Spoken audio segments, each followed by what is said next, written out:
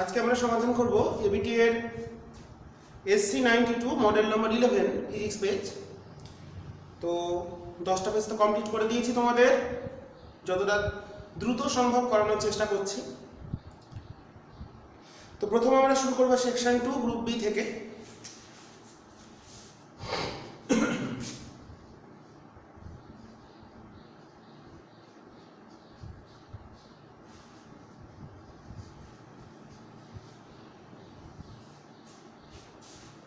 প্রশ্নগুলো একটু আলোচনা করি।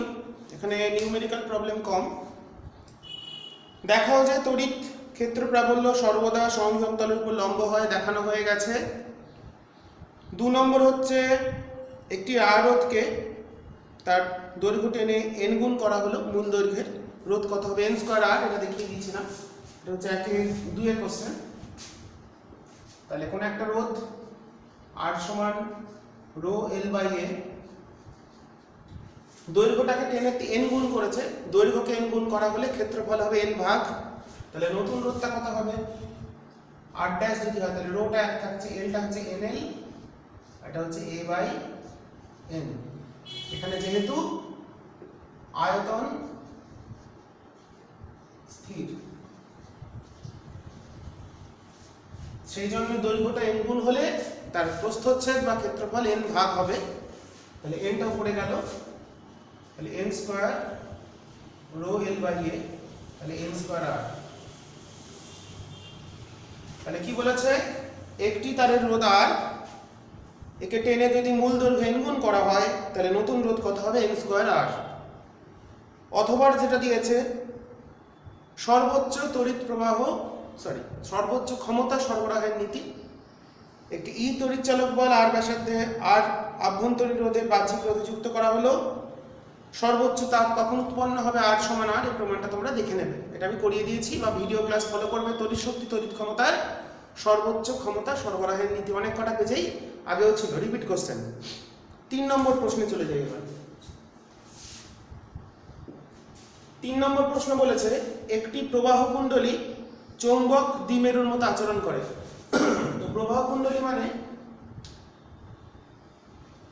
কোন একটা তড়িৎবাহী লুপ, এর ভেতর দিয়ে আই প্রবাহ যাচ্ছে। তো এটাকে আমরা কি করলাম, তাহলে এর ক্ষেত্র ভেক্টরটা কোন দিকে হবে, এই দিক ডিরেকশনে হবে। বা যদি কোন একটা এটাকে চুম্বক ক্ষেত্রে স্থাপন করা হয়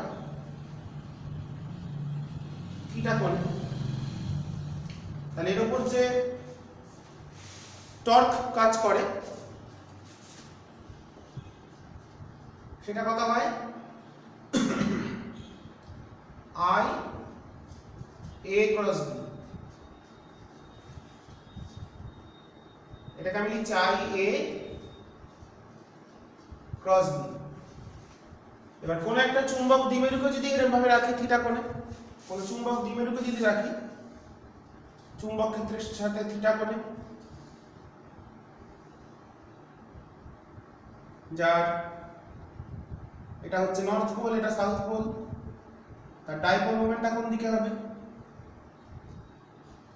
এটা পিএম। তাহলে এর ক্ষেত্রে দ্বিমেরু ভ্রামকের, যদি দ্বিমেরু ভ্রামক হচ্ছে পিএম, ডাইপোল মোমেন্ট, তাহলে এর ক্ষেত্রে টর্কটা কত হয়, পিএম ক্রস বি। তাহলে দেখো কোন একটা তড়িৎবাহী লুপ, এর ক্ষেত্রে যেমন টর্ক কাজ করছে সুষম চৌম্বক ক্ষেত্রে বাহ্যিক চৌম্বক ক্ষেত্রে স্থাপন করলে, এক্ষেত্রেও দ্বিমেরুর উপর টর্ক হচ্ছে পিএম ক্রস বি। তাহলে তুলনা করে পেতে পারি পিএম ইকুয়ালস টু আইএ, এখানে আইএ আছে এবং পিএম আছে। আবার কোন একটা তড়িৎবাহী লুপ যদি থাকে, এদিকে কারেন্ট গেলে আমরা কি জানি চৌম্বক ক্ষেত্র কোন দিকে সৃষ্টি হয়,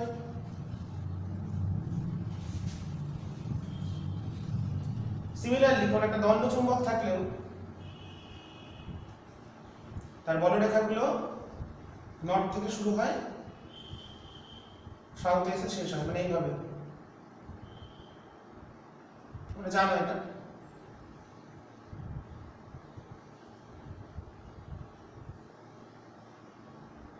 তার মানে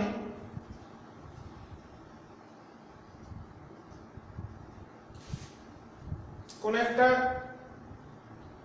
তড়িৎবাহী লুপের ক্ষেত্রে যেভাবে তারা চুম্বক ক্ষেত্র তৈরি করছে কোনো তড়িৎবাহী লিখবে, কারণ এই দিকটা হচ্ছে নর্থ পোল, উল্টো দিক থেকে দেখলে সাউথ পোল। তাহলে কোন একটা তড়িৎবাহী লুপের ক্ষেত্রেও যেমন চুম্বক ক্ষেত্র তৈরি হয় কোন একটা দণ্ড চুম্বকের ক্ষেত্রেও ঠিক তেমনই চুম্বক ক্ষেত্র নর্থ পোল থেকে শুরু হচ্ছে দিয়ে সাউথ পোলে গিয়ে শেষ হচ্ছে। তার মানে কোন একটা তড়িৎবাহী কুণ্ডলী আর একটা দ্বন্দ্ব চুম্বক পরস্পর অনুরূপ। তো এইভাবে তোমরা ব্যাখ্যা করবে, একটু লিখে নেবে ব্যাপারটা, লিখে নিয়ে ব্যাখ্যা করবে। এই হচ্ছে ছবিগুলো অবশ্যই দিতে হবে, ক্যালকুলেশনটা অবশ্যই দেখাতে হবে। এরপরে আমরা যাব পরের প্রশ্নে, 3 অথবা তোমরা ঠিক করে নেবে।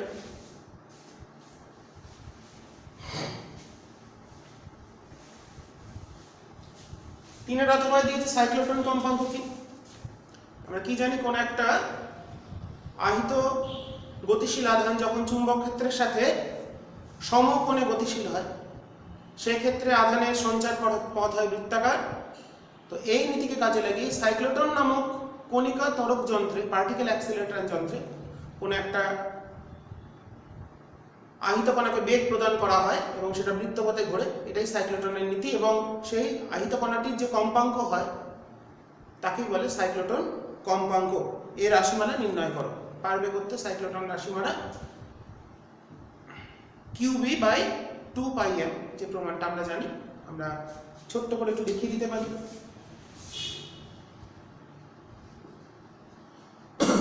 এক্ষেত্রে কি হয়, যেটা চৌম্বক বল QVB সমান mv²/r।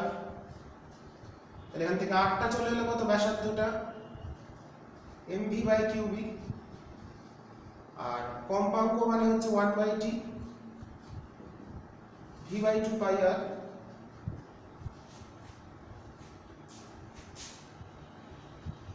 তাহলে QB/2πm, এটাই সাইক্লোট্রন কম্পাঙ্ক। এখানে ছোট্ট করে ছবি দিয়ে দেবে।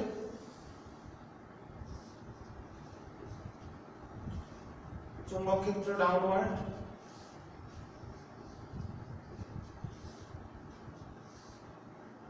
এদিকে ফোর্সটা কাজ করছে, প্রত্যেকটা ক্ষেত্রে একটা ফোর্স কাজ করে, এখানে বেগ,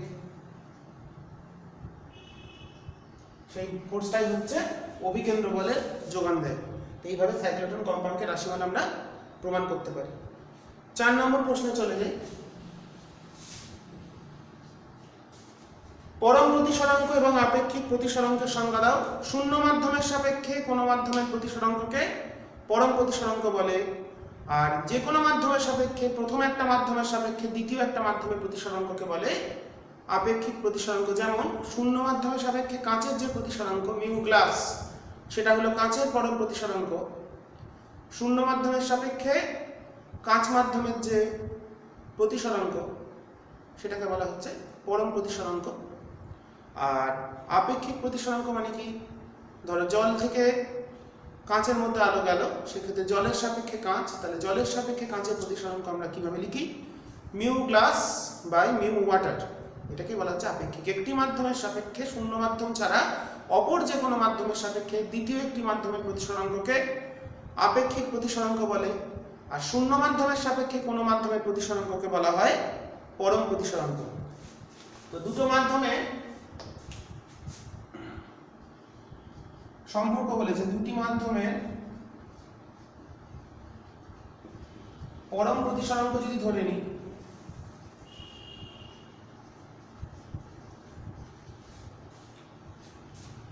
μ1 ও μ2, তাহলে প্রথম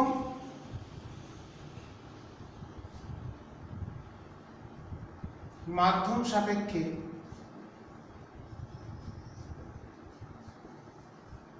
দ্বিতীয় মাধ্যমের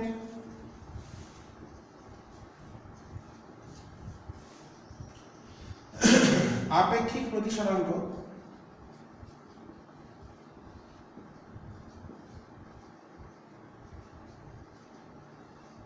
মানে 1 μ2 সমান হবে μ2 বাই μ1। এটাকে আমরা লিখতে পারি v1 বাই v2। v1 টা হচ্ছে প্রথম মাধ্যমে আলোর বেগ, v2 হলো দ্বিতীয় মাধ্যমে আলোর বেগ। দেখা যাচ্ছে ঠিকঠাক? তাহলে এই হচ্ছে আপেক্ষিক প্রতিসরাঙ্ক। একটি মাধ্যমের সাপেক্ষে অপর মাধ্যমে, তাহলে একটি মাধ্যমের সাপেক্ষে অপর মাধ্যমের আপেক্ষিক প্রতিসরাঙ্ক সমান কি? প্রথমের সাপেক্ষে দ্বিতীয় হলে তাহলে দ্বিতীয় মাধ্যমে পরম প্রতিসরাঙ্ক বাই প্রথম মাধ্যমে পরম প্রতিসরাঙ্ক, বা প্রথম মাধ্যমে আলোর বেগ বাই দ্বিতীয় মাধ্যমে আলোর বেগ। পরের প্রশ্ন দিয়েছে প্রতিসরণের ক্ষেত্রে সংকট কোণ এবং মাধ্যমের প্রতিসরাঙ্কের সম্পর্ক লেখো। আর ওর সঙ্গে কি দিয়েছে আর কোনো প্রশ্ন দেয়নি, তাহলে করে নেবো। এটা হচ্ছে 4 অথবা। তো আমরা কি জানি, যখন কোন একটা আলো, এটা হচ্ছে μ1 মাধ্যম ঘন মাধ্যম, এটা μ2 মাধ্যম, মানে এই মাধ্যমের পরম প্রতিসরাঙ্ক μ2, এটা হচ্ছে লঘু মাধ্যম। এখানে আলোক রশ্মি যখন একটা নির্দিষ্ট কোণে গিয়ে পড়লে, আপতন কোণ যত হলে ক্রিটিক্যাল অ্যাঙ্গেলে যদি পড়ে, তাহলে প্রতিসরণ কোণ হবে, আলোটা দ্বিতীয় তল দিয়ে তল বরাবর ঘুষে যাবে, তাহলে প্রতিসরণ কোণ হবে 90 ডিগ্রি। তাহলে আপতন ঘন মাধ্যমে আপতন কোণ যত হলে লঘু মাধ্যমে প্রতিসরণ কোণ হয় 90 ডিগ্রি। সেই কোণকে, নির্দিষ্ট কোণকেই বলা হচ্ছে, ঘন মাধ্যমে সেই নির্দিষ্ট আপতন কোণকে বলা হচ্ছে মাধ্যম দ্বয়ের সংকট কোণ। তাহলে এখান থেকে আমরা পেয়ে যাচ্ছি স্নেলের সূত্র অনুসারে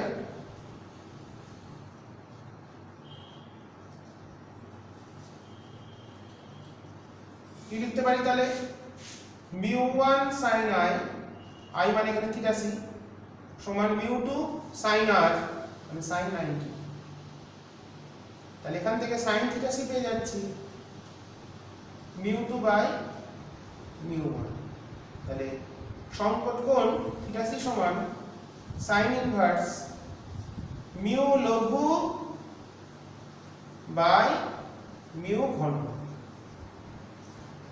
তাহলে এটাই হচ্ছে ঘন মাধ্যমের সাপেক্ষে লঘু মাধ্যমের সংকট কোণ নির্ণয় করার সূত্র, μ লঘু বাই μ ঘন, sin ইনভার্স μ লঘু বাই μ ঘন। পরবর্তী প্রশ্ন দিয়েছে আমাদের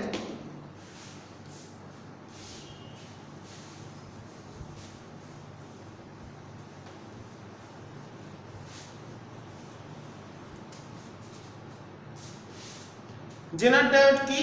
এই ডায়োডের একটি গুরুত্বপূর্ণ ব্যাপার লেখো। জেনার ডায়োড হচ্ছে পিএন জাংশন ডায়োড, যেখানে ডোপিং এর মাত্রা একটু বেশি করা হয়, উচ্চমানের ডোপিং করে জেনার ডায়োড তৈরি করা হয়। এটি প্রধানত বিপরীত বায়াসে ভোল্টেজ নিয়ন্ত্রক হিসাবে বা ভোল্টেজ স্টেবিলাইজার হিসাবে ব্যবহার করা হয়। এটিকে ভোল্টেজ স্টেবিলাইজার বা ভোল্টেজ নিয়ন্ত্রক হিসাবে, বিভব নিয়ন্ত্রক হিসাবে আমরা ব্যবহার করে থাকি। ঠিক আছে, তাহলে গ্রুপ বির প্রশ্নগুলো আমরা কমপ্লিট করে ফেললাম। এরপর আমরা চলে যাব পরের গ্রুপে, গ্রুপ সি।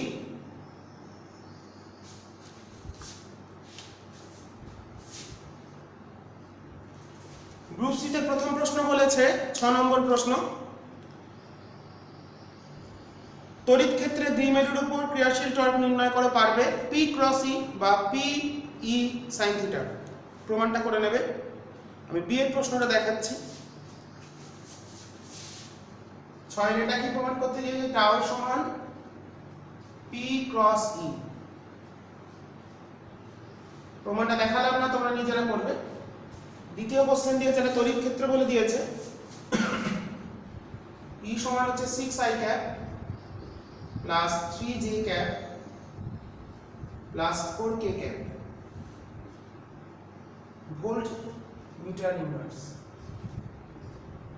আর একটা ক্ষেত্রফল ভেক্টর দিয়ে দিয়েছে, যেটা বলেছে yz তল মানে x ক্যাপ মানে i ক্যাপের দিকে। yz তলের লম্ব দিক কোনটা? ক্ষেত্র ভেক্টর সবসময় তলের সাথে লম্ব দিকে হয়। তাহলে yz তল মানে হচ্ছে 20 বর্গ মিটার, দিকটা কোন দিকে? i ক্যাপ, যেহেতু yz তল। yz তলের লম্ব দিক হচ্ছে x, x হলো লম্ব দিক, তাহলে x এর দিক অভিমুখে একক ভেক্টর কি হয়? i cap. তাহলে এখানে কি নির্ণয় করতে বলেছে? ফ্লাক্স। তাহলে ফাই সমান হচ্ছে e ডট s। তাহলে 6 × 120 newton metre square coulomb inverse বা 120 ভোল্ট ইনটু মিটার। ঠিক আছে।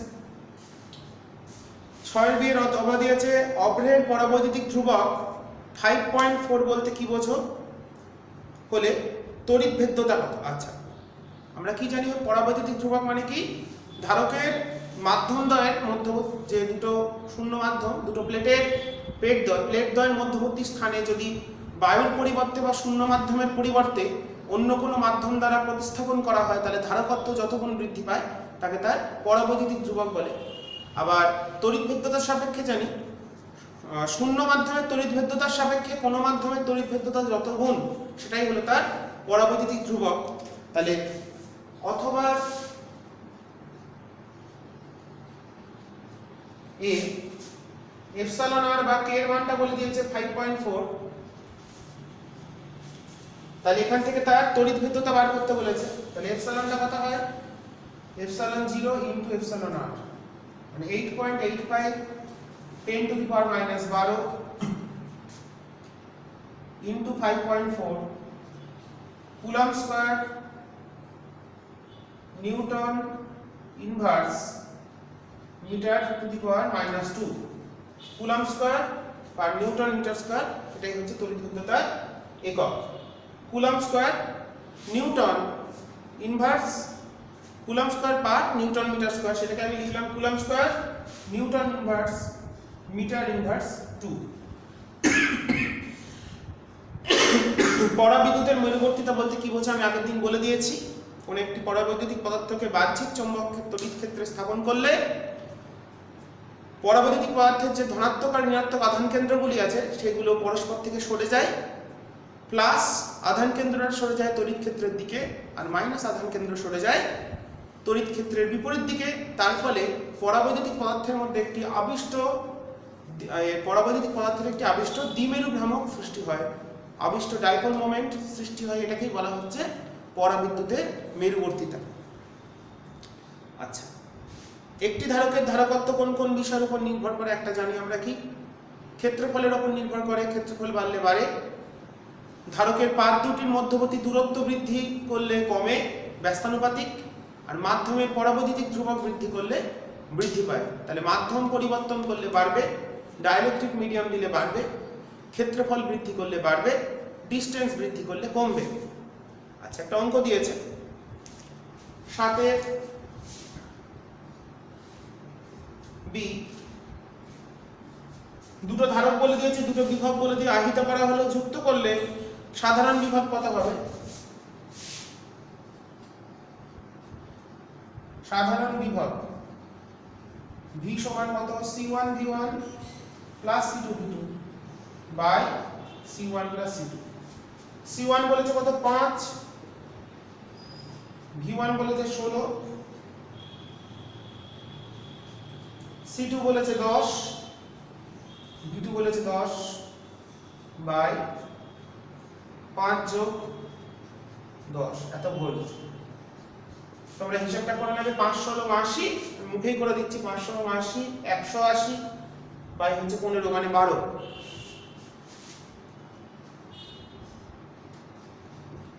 5 16 80 আর 100 মানে 180, 5 16 80 10 10 100 মানে 180 বাই মোট ধারক হচ্ছে 12, 5 আর 10 15, 15 বাই 180, তাহলে 12 ভোল্ট হচ্ছে সাধারণ বিভব। পরের প্রশ্নে যাব। এই পেজের প্রশ্নগুলো তুলনামূলক সহজ, তোমরা নিজেরাই পারবে করতে, তাও আমি দেখিয়ে দিচ্ছি। সিরিয়াল মেনটেন করবো আমি সবসময়, পরপর করাবো যাতে তোমাদের করতে সুবিধা হয়। আচ্ছা, এরপর চলে আসি 8 নম্বর, মুক্ত ইলেকট্রনের বিচলন বেগের ধারণা থেকে ওহমের সূত্র প্রতিষ্ঠা করে পারবে।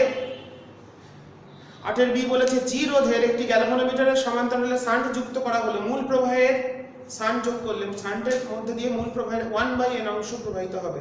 কত মানের শান্ট?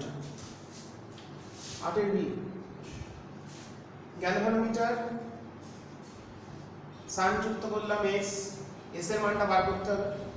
মূল প্রবাহ বললো I, বলেছে কি প্রশ্ন বলেছে মূল প্রবাহের 1/n অংশ শান্টের মধ্যে দিয়ে যাবে, তাহলে শান্ট দিয়ে কত যাবে I/n, তাহলে এখান দিয়ে কত যাবে I - আই বাই এন। আইটা হচ্ছে মূল প্রবাহ, তার 1/n অংশ শান্ট দিয়ে যায়, তো সমান্তরালে ভি কনস্ট্যান্ট, তাহলে আমরা কি লিখতে পারি, I minus I by n into G সমান I by n into S, যেহেতু V কনস্ট্যান্ট, তাহলে I একটা কনস্ট্যান্ট হবে, এখান থেকে আমরা I টা কমন নিলাম, 1 minus 1 by n G by 1 by n, তাহলে S চলে এলো কত আমাদের,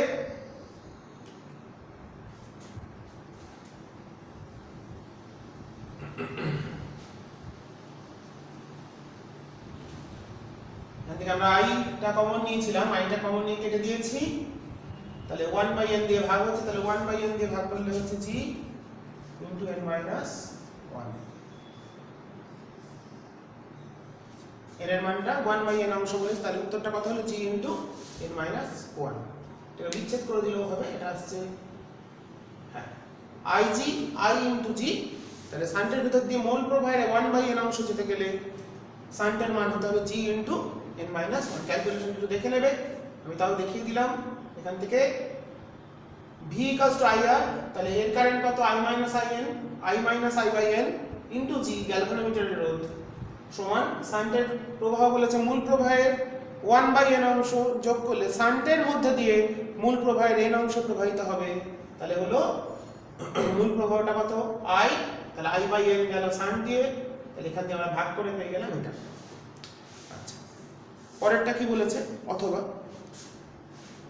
পোটেনশিওমিটারের পরীক্ষায় দীর্ঘতার ব্যবহার করা হয় কেন, যাতে পোটেনশিওমিটারের বিভবের নতিমাত্রা ক্ষুদ্র হয় এবং সুবিদিতা বৃদ্ধি পায়। তাহলে কি বললাম, দৈর্ঘ্য যদি বড় হয় তাহলে বিভবের নতিমাত্রা ছোট হবে, পোটেনশিয়াল গ্রেডিয়েন্ট কমে যাবে।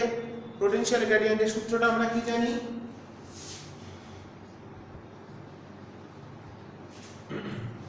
বিভবের নতিমাত্রার সূত্র কি,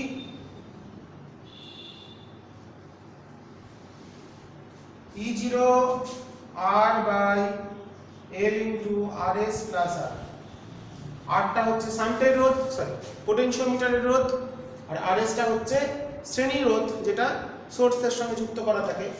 L যত কমবে, L যদি কমে, সরি L যদি বড় হয়, দীর্ঘ হয়, তাহলে নতিমাত্রাটা কম হয় এবং সুবিদিতা বৃদ্ধি পায়। যাতে এটা আমাদের ক্ষুদ্র হয়, তাহলে L যত দৈর্ঘ্য যদি বাড়ে, দীর্ঘতার যুক্ত পোটেনশিওমিটার কেন পছন্দ করা হয়, অর্থাৎ নতিটাকে ছোট হতে হবে নতিমাত্রাকে, তার ফলে সুবিদিতা বৃদ্ধি পাবে।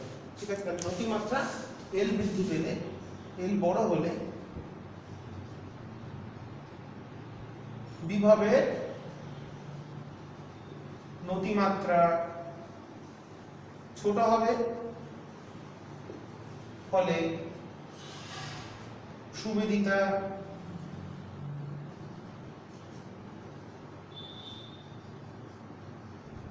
বৃদ্ধি পাবে। ওকে, এই হলো প্রশ্ন, তার সমাধান। তো এরপরে আমরা চলে যাব পরের প্রশ্নে। পরের প্রশ্নটা 6 বিটা পারবে করতে। আমরা ওই তড়িৎচালক বল নির্ণয় পোটেনশিওমিটারকে অগ্রাধিকার দেওয়া হয় কেন, এটা অনেকবার বলেছি প্রশ্নটা। অথবা সি,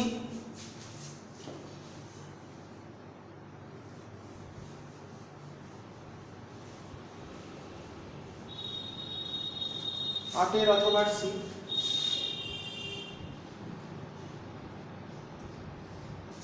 ছবি দিয়েছে,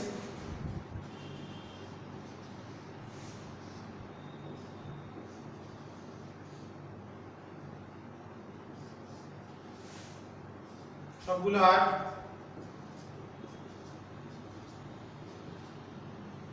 এটা দিয়েছে এ, এটা বি, তাহলে এ বির মধ্যে তুল্য রোধ বার করতে হবে। আমি ধরলাম এটা সি, এটা ডি, এটা ই। ওকে, তাহলে দেখো আমরা এখানে একটা পয়েন্ট নিলাম, এ মানে সি, আর এটাকে এফ বললাম, আর বি মানে এফ, এটাকে আমরা এ হিসেবে ধরি, এ এটা হচ্ছে বি। তাহলে এ পয়েন্ট থেকে এখানে একটা ই ধরলাম পয়েন্ট, আর এখানে একটা বি ধরলাম, এ থেকে গেছে ই তে, ই থেকে গেছে বি তে, আচ্ছা এ থেকে গেছে ডি তে,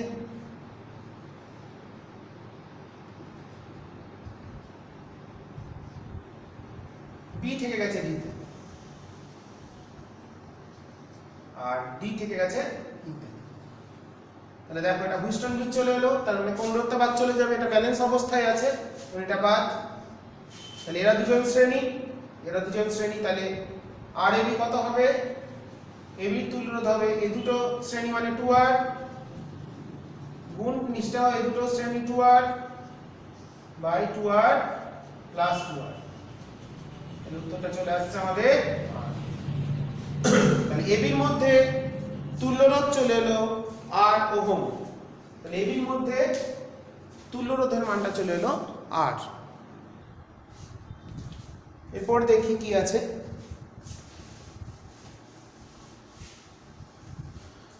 9 নম্বর প্রশ্নে যাব। বায়োসাভার্ট সূত্রটি লেখো, টরয়েডের অভ্যন্তরে এবং বাইরে দেখাও যে টরয়েডের অভ্যন্তরে এবং বাইরে চৌম্বক ক্ষেত্রের মান 0 হয়। দেখাবে টরয়েডের ক্ষেত্রে প্রমাণটা, সহজ প্রমাণ। আচ্ছা অ্যামমিটার এবং ভোল্টমিটার কোনটি রোধ বেশি হয়? ভোল্টমিটারের রোধ বেশি হয়, কারণ ভোল্টমিটার তৈরি করতে গেলে গ্যালভানোমিটারের সাথে উচ্চমানের রোধকে শ্রেণীতে যুক্ত করতে হয়, আর অ্যামমিটার তৈরি করতে গেলে শান্ট যুক্ত করতে হয়, তো শান্টের রোধ তো ছোট হয়, তাই আমরা জানি। তাহলে অ্যামমিটার ভোল্টমিটারের মধ্যে রোধ কার বেশি হলো? ভোল্টমিটারের রোধ বেশি। আচ্ছা পরের প্রমাণটা দিয়েছে, ডি দূরত্বে অবস্থিত দুটি সমান্তরাল তার I1 I2 কারেন্ট যাচ্ছে, প্রতি একক দৈর্ঘ্যে ক্রিয়াশীল বল মানে F = μ0/4π 2 I1 I2 / d। এই প্রমাণটা করতে হবে, করে ফেলবে। 10 এর এতে দিয়েছে চৌম্বক ভেদ্যতা প্রবণতার সম্পর্ক স্থাপন করে, আমি সূত্রগুলো লিখে দিচ্ছি যেগুলো প্রমাণ। 9 অথবা বিটা দিয়েছে, একটা প্রমাণ করতে হবে μ0/4π 2 I1 I2 / d। এই প্রমাণটা করতে দিয়েছে, করে নেবে। প্রমাণটা খুব ইম্পর্টেন্ট, এখান থেকে অ্যাম্পিয়ারের সংজ্ঞাটাও করে রাখবে। আচ্ছা 10 এর এতে দিয়েছে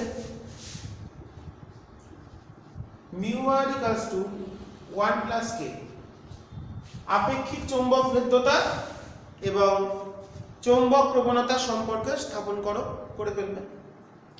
মিউ চৌম্বক ভেদ্যতা প্রবণতার সম্পর্ক স্থাপন করো। আচ্ছা 10 এর বিতে একটা অঙ্ক দিয়েছে। 10 এর বিতে বলেছে কোন স্থানের ভূচুম্বক ক্ষেত্রে অনুভূমিক উপাংশ দেওয়া আছে, h দেওয়া আছে 3.6 10⁻⁻5 টেসলা, বিনোদী কোণ দেওয়া আছে, বিনোদী কোণ থিটা, থিটা দেওয়া আছে 60 ডিগ্রি নর্থ। তাহলে উল্লম্ব উপাংশের মোট প্রাবল্য নির্ণয় করতে হবে।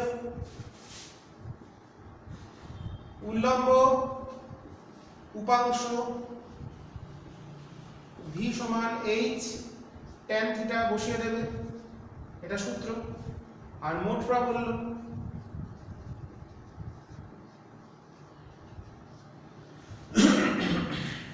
I = h/cos থিটা বসিয়ে দেবে, মোট প্রাবল্য পেয়ে যাবে। আচ্ছা এবার নেক্সট প্রশ্নে চলে যাব। 10 এর অথবা দিয়েছে এল দৈর্ঘ্যের একটি তারকে বৃত্তাকার কুণ্ডলীর কেন্দ্রে বি চৌম্বক ক্ষেত্রে, আচ্ছা বাঁকানো আছে, চৌম্বক ক্ষেত্র প্রাবল্য ক্ষেত্রে এটাকে ঝোলানো আছে, লুপের মধ্যে দিয়ে I পরিমাণ প্রবাহ যাচ্ছে, তাহলে টর্কের BIA মানে IA × B, যেটা সূত্রটা প্রথম লিখেছিলাম, প্রমাণটা করবে।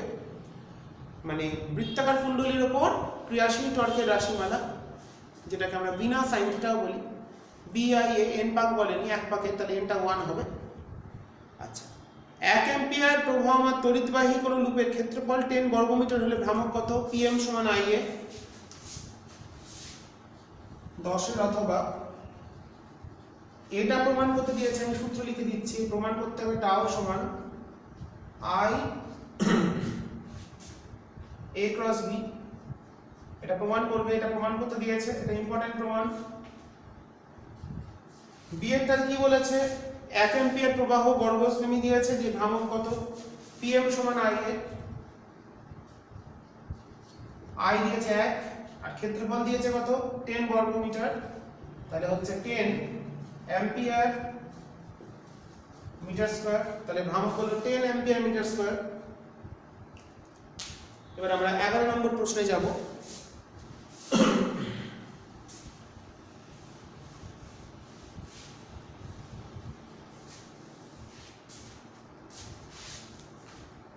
নম্বর দিয়েছে এন প্রতিসরাঙ্কে তরলে এর ফোকাস দৈর্ঘ্যের একটি অবতল দর্পণ নিমজ্জিত করলে ফোকাস দৈর্ঘ্যের কি পরিবর্তন হবে? কোনো পরিবর্তন হবে না, কারণ দর্পণের ফোকাস দৈর্ঘ্য প্রতিসরাঙ্কের উপর নির্ভর করে না, F সমান R/2।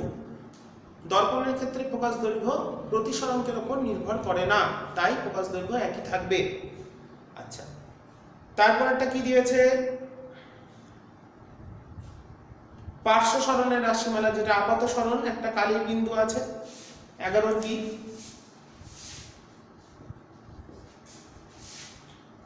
বলছে কালি বিন্দু যুক্ত একটি সাদা কাগজকে টি বেঁধে এবং ঘনকের উপর রাখা হলো, উল্লম্বভাবে দেখলে আপাত সরণ কত, মানে একটা ঘনক যদি হয়, একটা কালি বিন্দু আছে,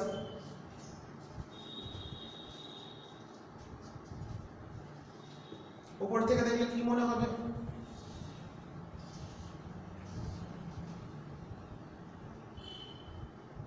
এখানে চলে আসছে মনে হবে, আমরা যদি উপর থেকে দেখি সেক্ষেত্রে আপাত সরণটা বার করতে হবে, মানে এইটুকুনি আপাত সরণ ডেল্টা টি, মানে ধরে এটা ছিল এ, এটা বি তে চলে এসেছে, এটা সি, এটা ডি। প্রমাণটা করবে আপাত সরণের সূত্র কি? প্রকৃত সরণ মাইনাস প্রকৃত গভীরতা মাইনাস আপাত গভীরতা। তো এইডিটা হচ্ছে, এটা বলে থিকনেস টি বলেছে, তাহলে এডি হলো প্রকৃত গভীরতা,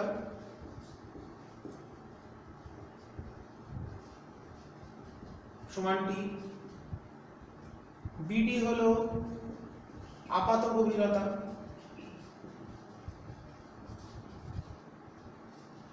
এটা মিউ মাধ্যম বলেছে, তাহলে আপাত গভীরতা হবে টি বাই মিউ। অতএব আপাত সরণ ডেল্টা টি সমান হচ্ছে এডি মাইনাস বিডি, মানে t minus t by mu, t into 1 minus 1 by mu. তো তোমরা এখানে যেটা করবে, দেখো ডেল্টা টি সমান হবে, প্রশ্নটা ভুল দেওয়া আছে, তাহলে অতএব ডেল্টা টি পেয়ে গেলাম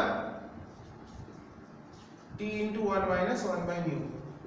তো তোমরা কি করবে, এই যে প্রমাণটা আপাত গভীরতার প্রমাণটা একটু করে নেবে, এটা আমি করিয়ে দিয়েছি একটা ভিডিও ক্লাসে, তো এটা তোমাদের কাজ থাকবে। আচ্ছা, এবার চলে যাই 11 অথবা এ।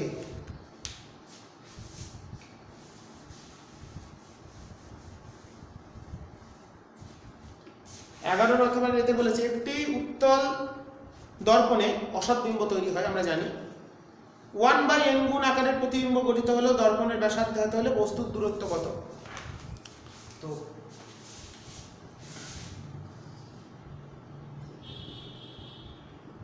কোন একটা বস্তু রাখলে তার যে প্রতিবিম্ব তৈরি হয় আমরা জানি, সেন্টার,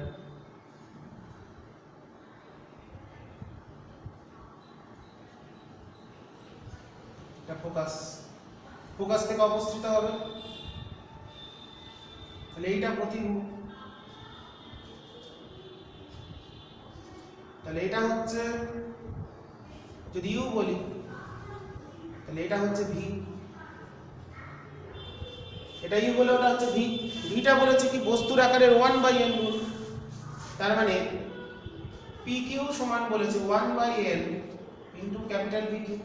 স্মল পি কিউটা হলো প্রতিবিম্ব, ক্যাপিটাল পি কিউটা হলো বস্তু, এটা প্লাস, এটা মাইনাসের দিক, এটা ব্যাসার্ধ। তাহলে আমরা কি লিখতে পারি 1/v plus 1/u equal to 2/r। তাহলে আমরা এখান থেকে অতএব v/u টা চলে আসছে 1/n তাহলে ভিটা কত ইউ বাই এন, তাহলে ভিটাকে যদি আমরা ইউ বাই এন বসিয়ে দিই, আর ইউটা কোন দিকে আছে, মাইনাসের দিকে আছে, মাইনাস ইউ, তাহলে n by u minus 1 by u equals to 2 by r, তাহলে n minus 1 into r by 2 সমান u, তাহলে ইউটা চলে এলো কত n minus 1 by 2 into r। Okay, তাহলে এটাই হচ্ছে আমাদের উত্তর। তাহলে বস্তুর দূরত্ব বার করতে দিয়েছিল এখানে আমাদের, বস্তুর দূরত্ব কত n minus 1 by 2 into r, এটাই হচ্ছে বস্তুর দূরত্ব।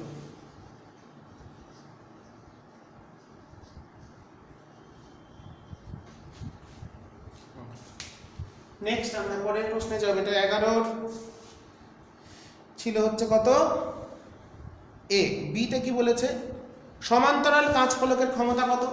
সমান্তরাল কাঁচ ফলকের ক্ষমতা হচ্ছে আমাদের কি জানি, কেন্দ্র কোথা থেকে অসীমে, তাহলে ফোকাস হচ্ছে অসীম, তাহলে ক্ষমতা হবে 0।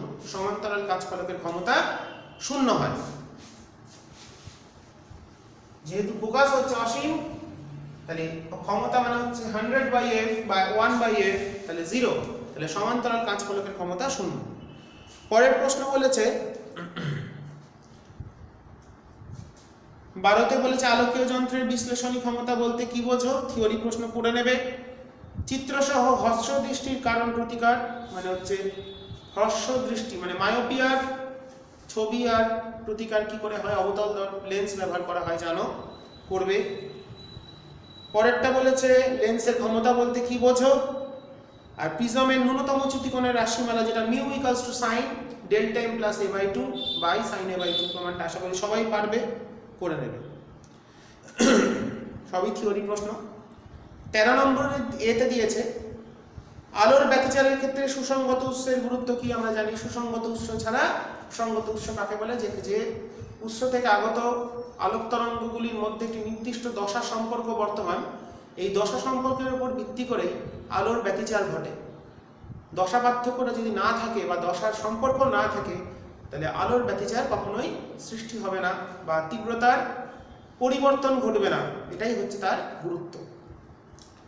আচ্ছা, আলোর গঠনমূলক ব্যতিচার এবং ধ্বংসাত্মক ব্যতিচারের শর্ত লেখো। তোমরা জানো পথপার্থক্য যদি n ল্যামডা হয় তাহলে হচ্ছে গঠনমূলক ব্যতিচার, আর 2n-1 মানে জোড় গুণিতক হলে আমাদের ল্যামডা বাই 2 এর যদি জোড় গুণিতক হয় তাহলে গঠনমূলক, আর বিজোড় গুণিতক হলে ধ্বংসাত্মক ব্যতিচার। শর্ত লিখতে বলেছে যে সকল বিন্দুতে পথপার্থক্য উৎস থেকে আগত দুটি তরঙ্গের পথপার্থক্য ল্যামডা বাই 2 এর জোড় গুণিতক হবে, সেই সকল বিন্দুতে হবে গঠনমূলক ব্যতিচার, আর যে সকল বিন্দুতে উৎস থেকে আগত তরঙ্গ দুটি পথপার্থক্য ল্যামডা বাই 2 এর বিজোড় গুণিতক হবে, এই কথাগুলো লিখতে হবে, সেখানে হবে ধ্বংসাত্মক ব্যতিচার। আচ্ছা, ইয়ং এর দ্বিরেখচিত্র পরীক্ষায় পটিবেদ বলে দিয়েছে, বিটা পটিবেদ মানে হচ্ছে ঝালের প্রস্থ বলেছে, নবম উজ্জ্বল থেকে দ্বিতীয় অন্ধকার কোটির দূরত্ব বল 13C।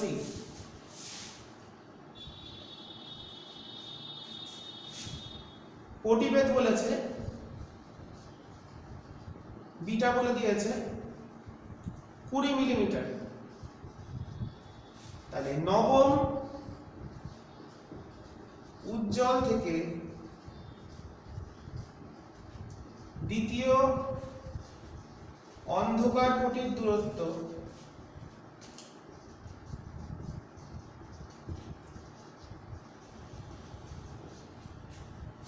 সমান 9 মিটার মাইনাস 1.5 মিটার। আমি শিখিয়েছিলাম উজ্জ্বল হলে তত সংখ্যা হবে, অন্ধকার হলে হাফ কম হবে, এখানে 2 আছে বলে ডেল লিখেছি, তাহলে হচ্ছে 7.5 7.5 7.5 মিটার, মানে 7.5 ইন্টু 20 মিলিমিটার, মানে 150 মিলিমিটার।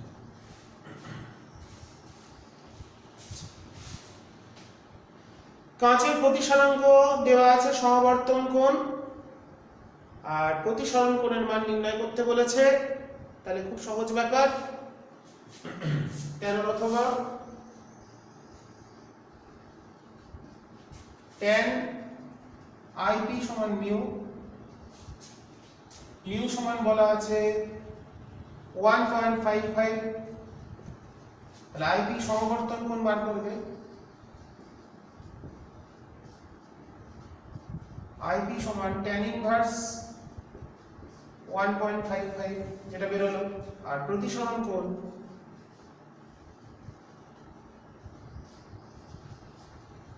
R সমান বেরোবে 90 মাইনাস সমবর্তন কোণ। সূত্র লিখে দিলাম, ক্যালকুলেশন তোমরা নিজেরা করে নিতে পারবে ক্যালকুলেটরের সাহায্যে। আচ্ছা, সানগ্লাসে পোলারয়েড ব্যবহার করা হয় কেন? সহজ প্রশ্ন পেরে যাবে। সৌরকোষ কি? সিলিকন। এটি তৈরিতে সিলিকন এবং গ্যালিয়াম আর্সেনাইড কে বেশি কেন পছন্দ করা হয়? সিলিকন এবং গ্যালিয়াম আর্সেনাইডকে কেন বেশি পছন্দ করা হয়? কারণ সোলার সেলের ক্ষেত্রে এদের ক্ষেত্রে যে ব্যান্ড গ্যাপ এনার্জি, সেগুলো হচ্ছে আমাদের যে শক্তি সেটা অনেকটা বড় হয়। ব্যান্ড গ্যাপ এনার্জিটা সেটা দিয়ে ব্যাখ্যা করতে হবে, তোমাদের বইতে পেয়ে যাবে। মেনলি ব্যান্ড গ্যাপ এনার্জি দিয়ে ব্যাখ্যা করতে হবে, ব্যান্ড গ্যাপ এনার্জির মান কত সেটা দিয়ে ব্যাখ্যা করতে হবে। ঠিক আছে? আচ্ছা, সোলার সেলের ভিআই লেখচিত্র অঙ্কন করো, পারবে করতে। পরবর্তী প্রশ্ন যাব। 14 অথবা দিয়েছে কমন এমিটার বর্তনী প্রবাহ বিবর্ধন শর্তর, মানে বিটা দেওয়া আছে।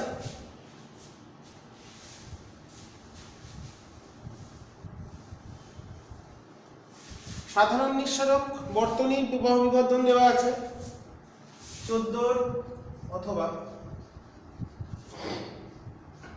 বিটা মানে delta IC by delta IB, 70 দেওয়া আছে। এমিটার প্রবাহ দিয়ে দিয়েছে আই এমিটার, নিঃসারক প্রবাহ মাত্রা দিয়েছে 8.8 মিলি অ্যাম্পিয়ার, মানে এটাকে আমরা আইসি বাই আইবি দিয়ে লিখব। তাহলে কি বার করতে বলেছে? সংগ্রাহক মানে আইসি কত, আইবি কত। আই দেওয়া আছে, আইসি আর আইবি নির্ণয় করতে হবে। তোমরা কি করবে? প্রথম যেটা কাজ, আলফা মানে আমরা কি আই আইসি বাই আই, তাহলে প্রথম হচ্ছে আলফাটা বার করে নেবে। 1 by alpha minus 1 by beta equals to 1, তাহলে 1 by alpha equals to 1 plus 1 by beta, আমি 70 বাই 71 না 71 বাই 70, তাহলে আলফা চলে এলো 70 বাই 71। তাহলে আলফা পেয়ে গেলে, আলফা থেকে তোমরা আইসি বার করো, তাহলে আইসি সমান কত? আইসি সমান হচ্ছে আলফা ইনটু আইই, বসিয়ে দেবে, আইসি পেয়ে যাবে। আর আইবি মানে কি? আইসি বাই বিটা। ওকে, বোঝা গেল নিয়মটা? তাহলে আলফা বার করলাম, আলফাকে আই দিয়ে গুণ করবো, আই দেওয়া আছে, আইসি পাবো। আবার আইসি আইবি যদি বার করতে হয় মানে কি আইসি বাই 70 মানে আইসি বাই বিটা, বসিয়ে দেবো, চলে আসবে। উত্তরগুলো মিলি অ্যাম্পিয়ারে বেরোবে। আচ্ছা, নর গেটের ক্ষেত্রে সত্য সারণী অঙ্কন করো, আশা করি পারবে, দেখানোর কিছু নেই, যদি না পারো জিজ্ঞেস করবে। তো আমরা গ্রুপ সির এই অবধি যে প্রশ্নগুলো করলাম, তোমাদের যদি কোনো প্রশ্নের সমস্যা থাকে কমেন্টের মাধ্যমে জানাবে কমেন্ট বক্সে, আমি নেক্সট ভিডিও ক্লাসে আলোচনা করে দিতে পারবো, অসুবিধা নেই। তো আমরা চলে যাবো এরপর গ্রুপ ডি।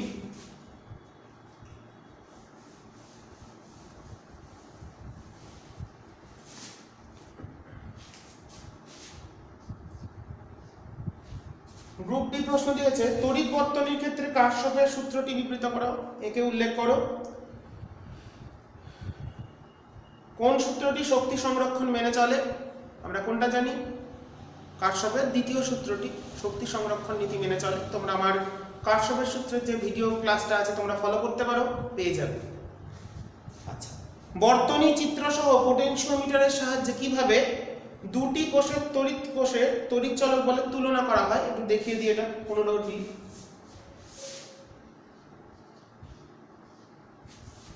তো বর্তনীটা আমরা আঁকবো, এটা হলো তড়িৎ কোষের পোটেনশিওমিটারের উৎস, এখানে একটা শ্রেণীতে রোধ যুক্ত করে দেবো আরএস, এটা হলো পোটেনশিওমিটারের তার এবি, এবির যে রোধ আছে রোধটাকে আমরা রোধের মতনই দেখাই, এই রোধ হচ্ছে আর আর দৈর্ঘ্য হচ্ছে এল, এখানে একটা আই প্রবাহ যাচ্ছে। আচ্ছা, যে দুটো কোষের তুলনা করব তাদের আমরা এখানে যুক্ত করব এবার।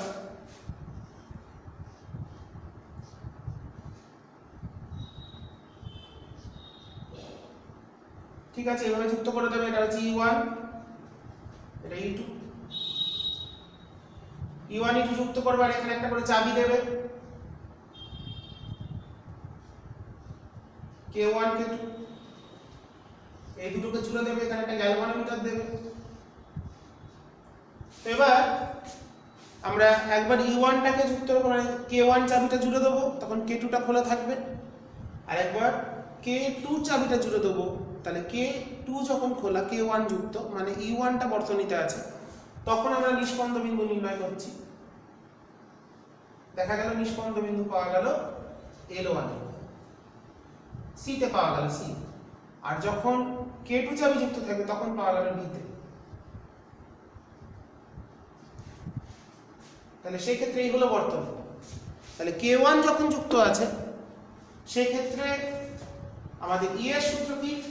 E এর সূত্র হচ্ছে E0 R by L into RS plus R into হচ্ছে L1, এটাকে x বললাম।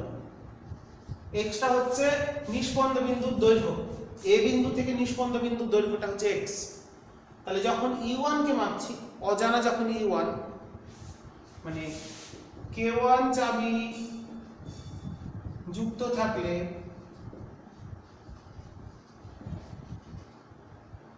x ধরি L1, তার ক্ষেত্রে এটা কত E1, অতএব E1 সমান আসবে, এটা একটা কনস্ট্যান্ট হিসেবে ধরি, এটা একটা কনস্ট্যান্ট K ইনটু L1, আর K2 চাবি যুক্ত থাকলে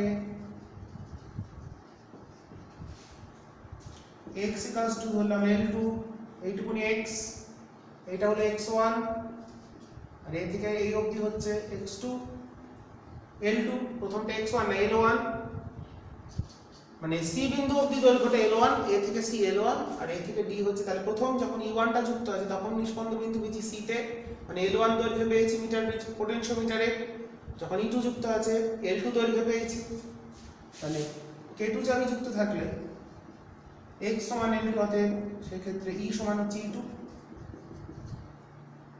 তাহলে E2 পেয়ে গেলাম, K টা কে থাকলো, K মানে এই ব্র্যাকেটের জিনিসটা K ইনটু L2।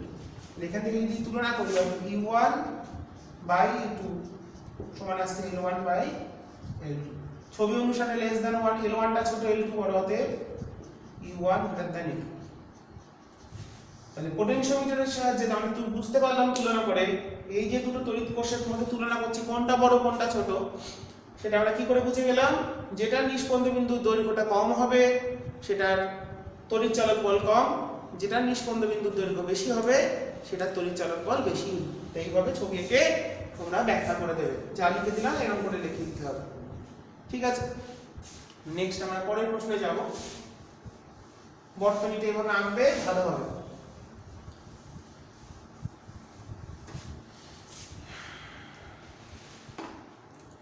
আচ্ছা, তারপর একটা অঙ্ক দিয়েছে 15 অথবা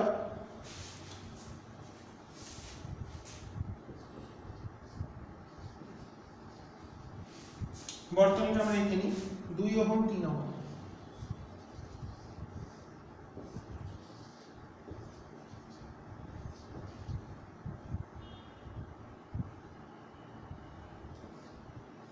ক্যাপাসিটর দিয়েছে একটা, সি দিয়েছে হচ্ছে 0.2 মাইক্রোফ্যারাড, তার সঙ্গে রোধ আছে একটা 4 ওহম,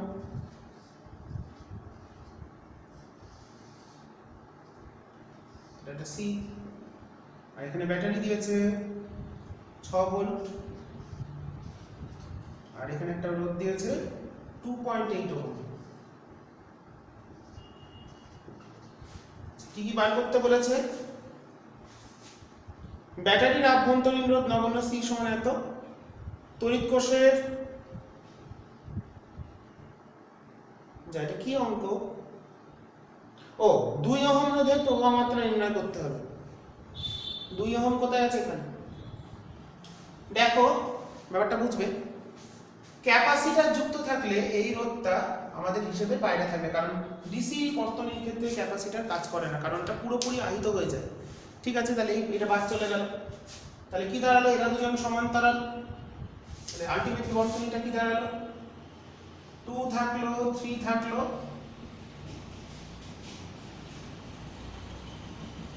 এইটা মাঝখানটা বাদ, কারণ ধারক থাকলে সেটাকে বাদ দিয়ে দেবো আমরা। তাহলে এখানে কত কারেন্ট যাচ্ছে? আইটা বার করি। আই কত? 6 বাই, এই দুটো তুল্য কত? 2 গুণ 3 বাই 2 যোগ 3 যোগ 2.8। ওকে, তাহলে আছে 6 বাই, এটা হচ্ছে 6 এর 5 মানে 1.2 বাই প্লাস 3 এর 2 অ্যাম্পিয়ার।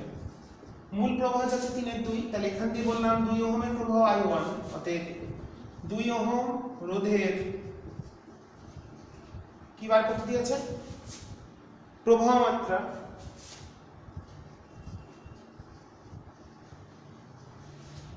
I1 সমান I ইনটু মূল কারেন্টটা কত? 3 এর 2 ইনটু বিপরীত রোধ বাই মোট রোধ। এখানে আইটা কি দুটো ভাগ হচ্ছে, কি অনুপাতে ভাগ হবে? 1 এর 2 ইসটু 1 এর 3, তাহলে 3:2।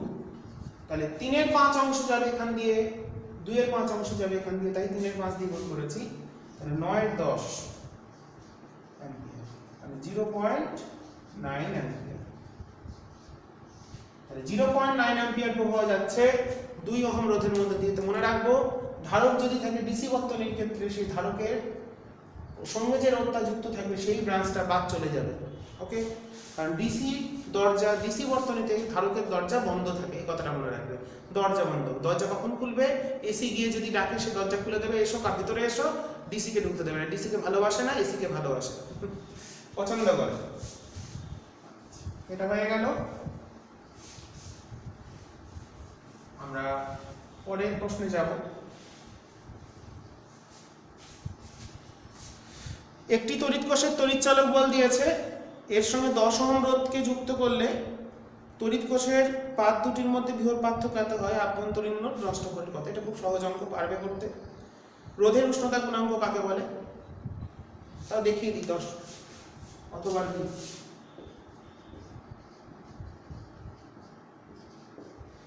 আচ্ছা, ছবিটা কেমন? আভ্যন্তরীণ রোধ, বাহ্যিক রোধ, তড়িৎচালক বল, এখানে বিভব পার্থক্য। এটা 10 ওহম বলেছে, এটা কত বার করতে হবে? আচ্ছা, কি বলেছে? ই এর মান কত বলে দিয়েছে? 2 ভোল্ট। আর ভি এর মান কত বলে দিয়েছে? 1.6 ভোল্ট। তাহলে নষ্ট ভোল্ট কত? নষ্ট ভোল্ট হচ্ছে 2 মাইনাস 1.6, 0.4 ভোল্ট। নষ্ট ভোল্ট পেয়ে গেছি আমরা, আর আভ্যন্তরীণ রোধটা বার করতে হবে।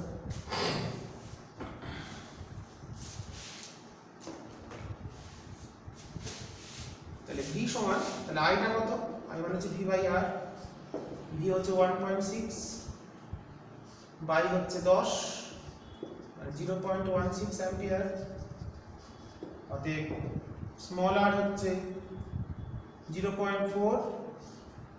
নষ্ট ভোল্ট মানে কি? আই স্মল আর, তাহলে স্মল আর মানে কত? নষ্ট ভোল্ট বাই 0.16, 40 এর 16 কত আসছে আমাদের? এটা 0.25 নাকি? 0.4 ভাগ 0.16, 2.5, 2.5 ওহম। তাহলে আভ্যন্তরীণ রোধ বেরোলো এটা।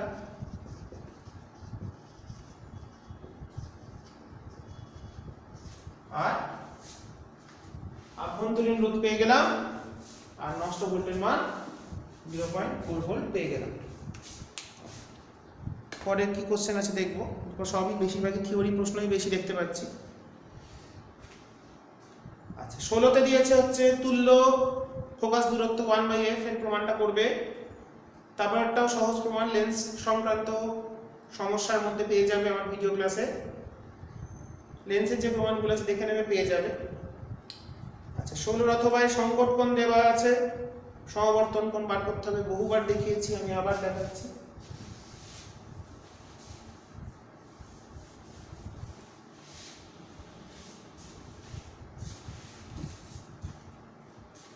সংকট কোণ দিয়ে দিয়েছে, আমি সূত্র লিখে দিচ্ছি।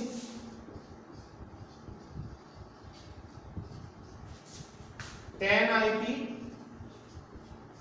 সমান মিউ সমান 1/sin θc।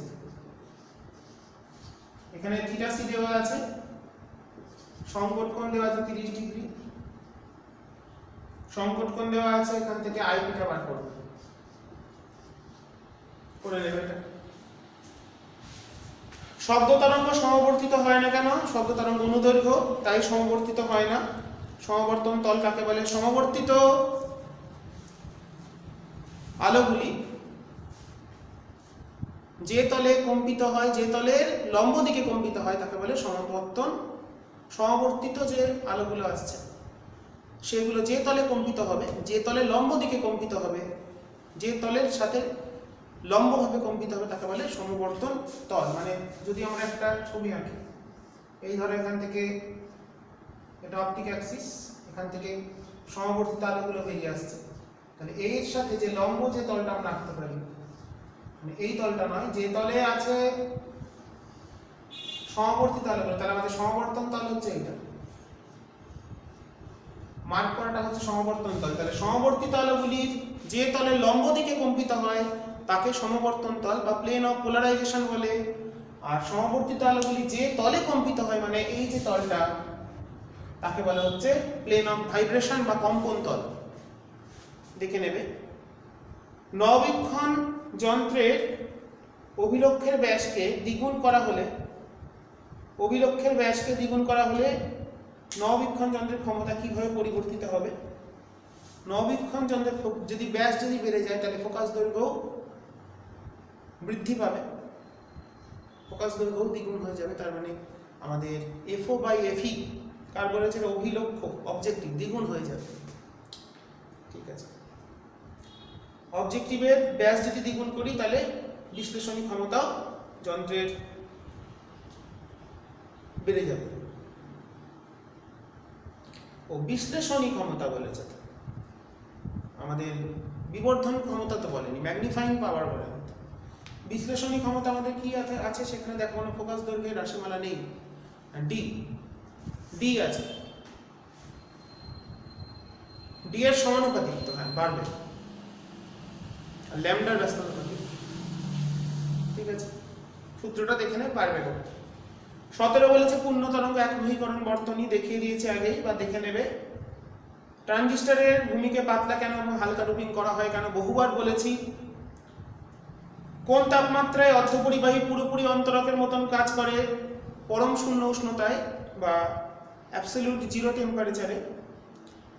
এনপিএন ট্রানজিস্টরের আউটপুট বৈশিষ্ট্য লেখচিত্র অঙ্কন করো, ভিন্ন ভিন্ন আইবির জন্য 3টে অঞ্চল দেখাবে, কাট অফ, স্যাচুরেশন, অ্যাক্টিভ, 3টে অঞ্চল দেখিয়ে দেবে। আচ্ছা, প্রদত্ত সমীকরণ থেকে লজিক গেট 17 অথবা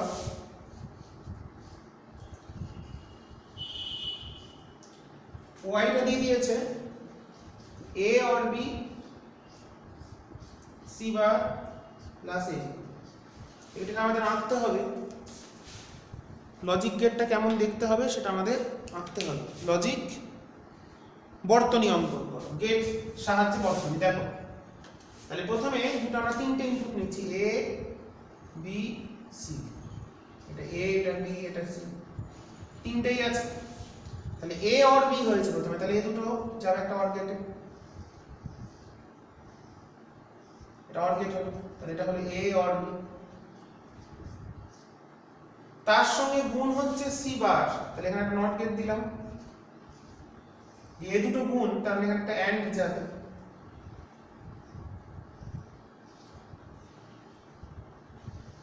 তাহলে এটা কত দূর হলে এটা হয়ে গেল। তার সঙ্গে যোগ হবে কে? এবি। তাহলে এ থেকে একটা আসছে, বি থেকে একটা আসছে, তারা গুণ হলো, এই দুটোকে যোগ করতে হবে আর একটা অর গেটের সাহায্যে। এটা হচ্ছে অ্যান্ড অর নট। তাহলে এই হচ্ছে আমাদের ছবি যেটা আমাদের আঁকতে দিয়েছে। ছবিটা ক্যামেরাটা ঘোরাতে হবে তোমাদের দেখতে অসুবিধা।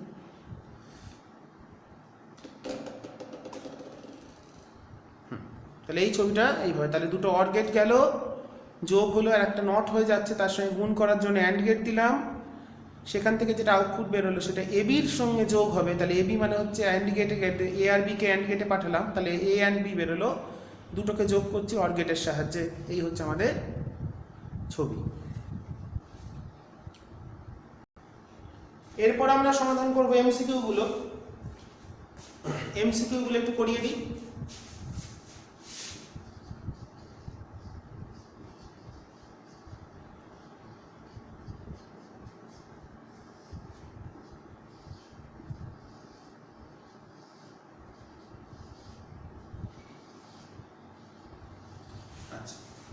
প্রথমটা কি বলেছে? দুটি সমাধান কিউ সংযোগকারী সরলরেখার মধ্যবিন্দু একটি কিউ আধান রাখা হলো সাম্যাবস্থায়, কত হয়? -q/4।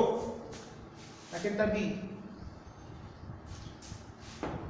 রাখলে দুটো কিউ, মিডিল পয়েন্ট আছে স্মল কিউ, এটাও এল এটাও এল, যে কোনো একটার উপর ফোর্স কে 0 করে দেবে। যে কোনো একটার প্রান্ত সাম্যাবস্থা মানে হয় এটা বা এটা, এই দুটোর মধ্যে যে কোনো একটার উপর ফোর্স কে 0 করবে, দেখবে কিউ আসবে -q/4, মানে -q/4। আচ্ছা, পরেরটা কি বলেছে? আর ব্যাসার্ধের একটি গলীয় খোলকের পৃষ্ঠে একটি ক্ষুদ্র ছোট বিন্দু ছিদ্র করা হলো। এখন গোলকটিকে কিউ পরিমাণ আধান দেওয়া হলো। গোলকের পৃষ্ঠতলে থাকা ছিদ্রের মধ্যে তড়িৎ ক্ষেত্র কত হবে? ছিদ্রের মধ্যে একটা হোল করে দিলাম, শূন্য স্থান করে দিলাম, তাহলে সেখানে তড়িৎ ক্ষেত্র শূন্য স্থানে ভেতরে হিসাবে কাজ করছে। তাহলে আর ব্যাসার্ধের একটি গোলকীয় খোলক আছে, পৃষ্ঠতলে একটি ছোট ছিদ্র করা হলো। এখন ওই খোলকের ঠিক কিউ আধান দেওয়া হলো, তাহলে ওই স্থানে মানে যদি একটা গাউসীয় তল কল্পনা করি ওই বিন্দুতে, তাহলে সেটা কত হবে? q/r²। তার মানে সেটা আর ব্যাসার্ধ, তার মানে হচ্ছে অপশন এ।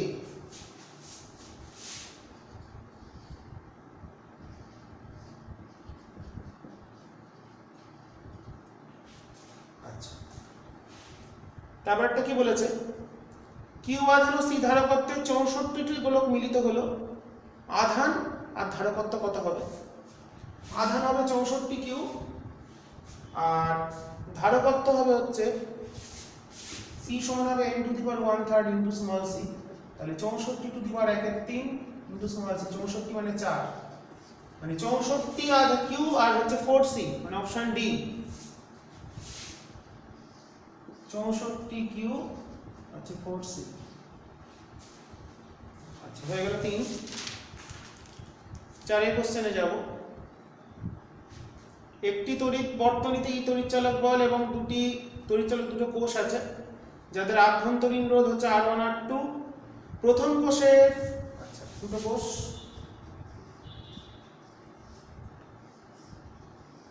বাহ্যিক রোধ, এটার তড়িৎচালক বল ই R1 এবং ই R2। প্রথম কোষের বিভব পার্থক্য, তাহলে আই কত হচ্ছে? আইটা বার করে নিই। আই সমান হচ্ছে E/R plus R1 plus R2।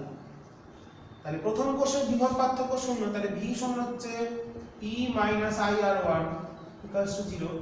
তাহলে E সমান আসছে I কত?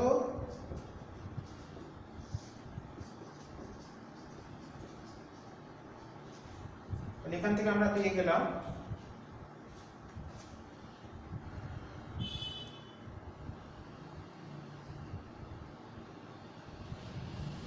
ও 2E হবে, দুটো আছে। তাহলে এখান থেকে আমাদের চলে আসছে কত? এটা ই, এইটা হবে 2, তাহলে 2r1 সমান আসছে r plus r1 plus r2, তাহলে r2 মাইনাস না r1 মাইনাস r2, তাহলে r হচ্ছে প্রথম কোষে বিভব পার্থক্য শূন্য হলে r1 r2 সম্পর্ক কি, r সমান আসছে অপশন, দেখি না একবার হিসাবটা, এটা এদিকে আসবে, তাহলে r1 মাইনাস r2, তাহলে অপশন বি। ক্যালকুলেশনটা দেখে নেব।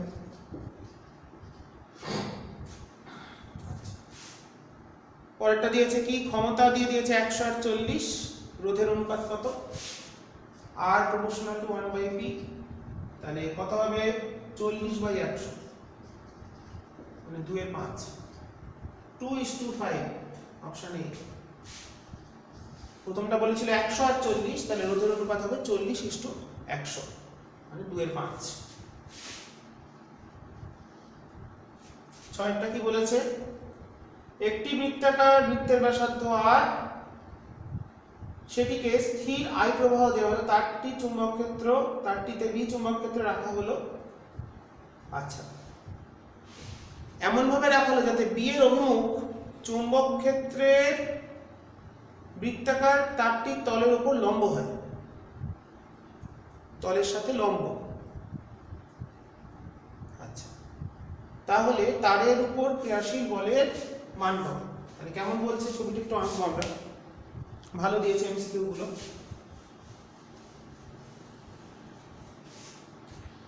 বলছে একটা আর ব্যাসার্ধের আই কারেন্ট যাচ্ছে, এর ক্ষেত্র ভেক্টরের দিকে,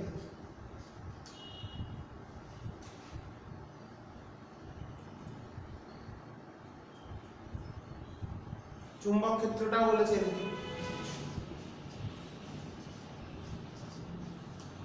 ব্যাসার্ধ আর। এবার প্রশ্ন দিয়েছে বৃত্তাকার তারটির তলের উপর, বৃত্তাকার লুপ যেটা, তারের যে কুণ্ডলী তৈরি করেছি, তারের উপর ক্রিয়াশীল চৌম্বক বলের মান কত হবে। দেখো আমাদের চৌম্বক বলের সূত্র কি, I L ক্রস B, মানে বিল সাইন থিটা।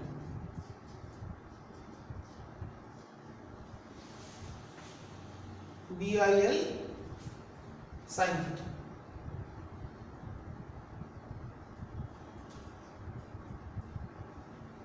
তো এই পয়েন্টে যদি আমরা ভাবি কারেন্টটা যাচ্ছে এদিকে, আর এই পয়েন্টে কারেন্টটা এদিকে, কারেন্টটা ঘুরছে,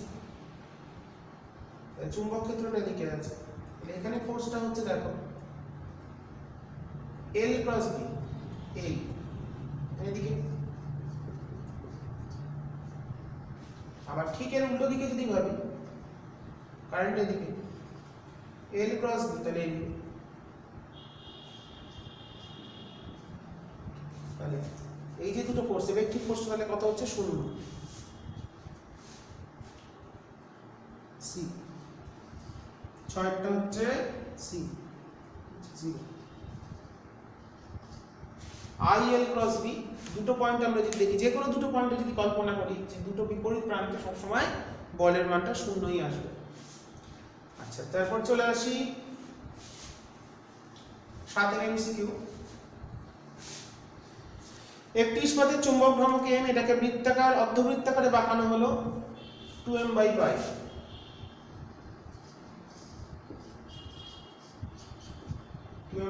অপশন হচ্ছে ডি। আরেকটা কিভাবে, এভাবে এগিয়েছে, তাহলে দুটো মেরুর মধ্যে দূরত্ব 2r, তাহলে 2r ইন্টু মেরু শক্তি কত, m/πr, তাহলে 2m/π। আটেরটা হয়ে গেল। আটেরটা বার দেখবো আমরা। তিরস্চম্বক পদার্থের চৌম্বক ভেদ্যতা তিরস্চম্বকের ক্ষেত্রে 1 এর থেকে ছোট হয়, লেস দ্যান 1, 1 এর থেকে কম 0, 0 সামান্য কম, less than C, option C, less than 1। 9টা কি বলেছে, একটি বারের বুদবুদ অপসারী, 10এরটা বায়ু বুদবুদ জলের মধ্যে অপসারী আছে। হাইগেনের নীতি ব্যাখ্যা করে না। হাইগেনের নীতি কোনটি ব্যাখ্যা করে না? হাইগেনের তরঙ্গ তত্ত্ব। তাহলে এর কি দিয়েছে? আলোক তড়িৎ ক্রিয়া সমাবর্তন। তাহলে হচ্ছে এ কণা ধর্ম। আলোক তড়িৎ ক্রিয়া হচ্ছে কণা ধর্ম, কিন্তু হাইগেনের নীতি হচ্ছে তরঙ্গ ধর্ম। তাহলে 10 হচ্ছে এ। আচ্ছা, তীব্রতার অনুপাত এত, সর্বোচ্চ সর্বনিম্ন সহজ সহজ অঙ্ক। তাহলে I max by I min, তাহলে কত হবে? 9:16, মানে 4 যোগ 3 বাই 4 বিয়োগ 3, মানে 49 1, 49:1, 11।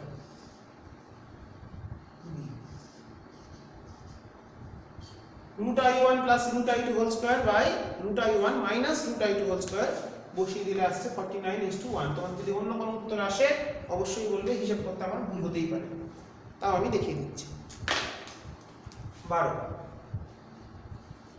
12 দাগ কি বলেছে? ছবি দিয়ে দিয়েছে, একদিকে v1 অন্যদিকে v2। v1 এর মানটা যদি v1 কে 2v পর্যন্ত বৃদ্ধি করলে প্রবাহ মাত্রা কত হবে? 0ই হবে, কারণ রিভার্স বায়াস আছে। মানে ডায়োডটাকে তো ছবিতে একটু ভুল আছে। দেখো v1 টা বলেছে 2v, ওদিকে আছে হচ্ছে n এর দিকে কত আছে? v আছে 3v, তাহলে ওটা সব সময় উচ্চ বিভব, তাহলে ওটা 0 হবে। কারণ p সাইডটাকে উচ্চ হতে হবে আর n সাইডকে নিম্ন হতে হবে, তবেই প্রবাহ যেতে পারে। জিনিসটা কেমন দিয়েছে? এটা 3v আছে, এটা যদি 2v করি তাহলে এটা তো বড়, তাহলে n এর দিকটা উচ্চ আছে, এটা তাহলে রিভার্স বায়াস।